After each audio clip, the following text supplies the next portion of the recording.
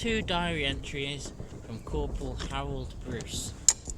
Born in 1922 in Munich, Bruce is one of the 21st Independent Company's German Jews that fought with the 1st Airborne Division at Arnhem. Here his platoon, number 1 platoon, have dug in the back gardens of houses in Oosterbeek along Stationsweg. These are his actual words.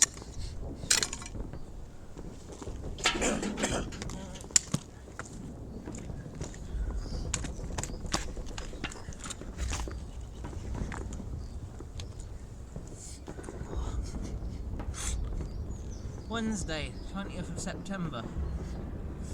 We spent the greater part of the early morning burrowing deeper into the earth, spurred on by the snipers' fire, the mortars and the German machine guns. The company sent a small party down into the house which we had evacuated the night before. There they set up a Bren gun position and they carried out some excellent work.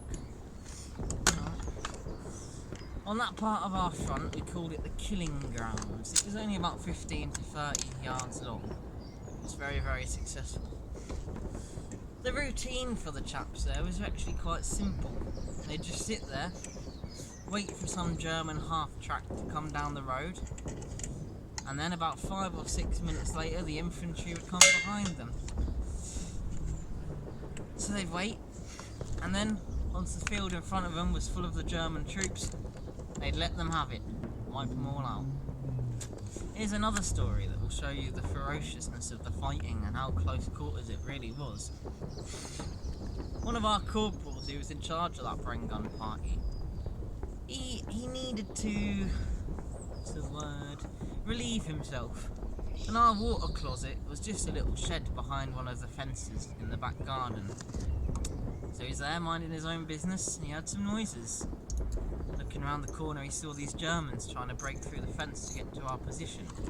Well, he grabbed his Sten gun, downed the first man, turned around the corner, shot 2 more dead.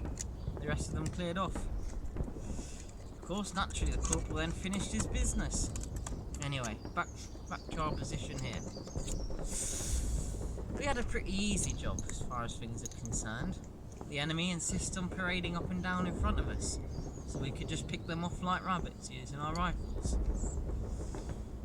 This went on for quite some time, when suddenly one section of the Germans shouted to us in German, "Don't shoot, we're number 8 assault group. Where is the company?" They were trying to confuse us, you see, because they knew some of us speak German. So we stopped firing. Corporal Rodley, who is a German as well, "Come on, come here," he shouted at them, told them to try and surrender if they were Germans. So after that, there's a bit of shouting to and forth, both in German and in English, broken English on their behalf. But then within sort of a few minutes, we told them to come out with their hands in the air, or we'd have to shoot them. Well, they tried to shout back our names and get us to surrender, the cheek of the Germans.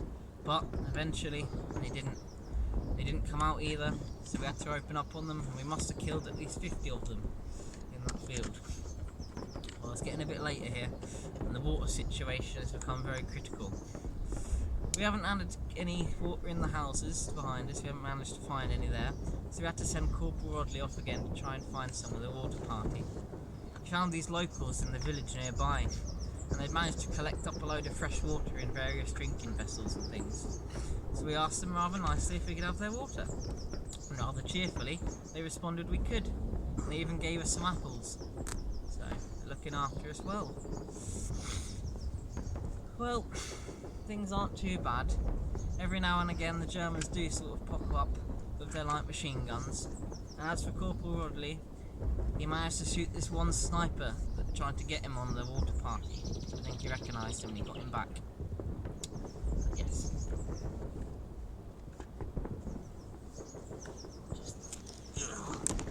Stay there, jump.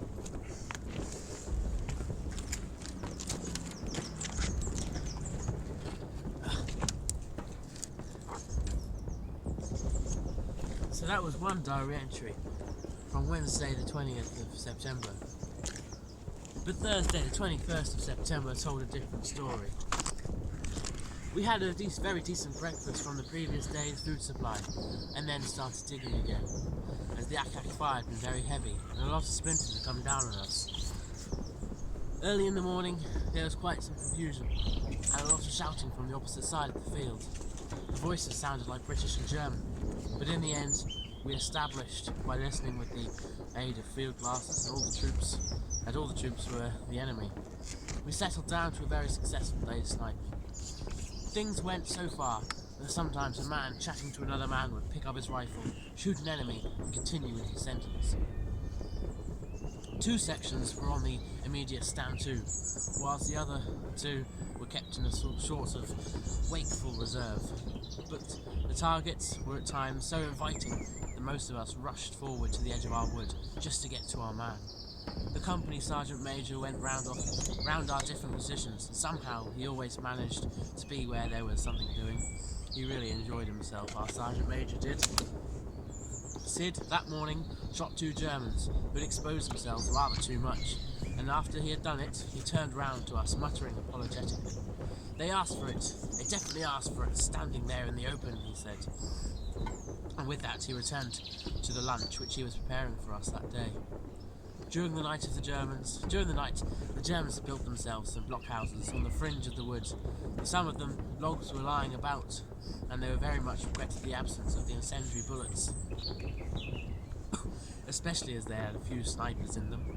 As usual, we also had some mortar and self-propelled guns shells falling around us, but as they were becoming so much part of our lives, nobody paid very much attention to them.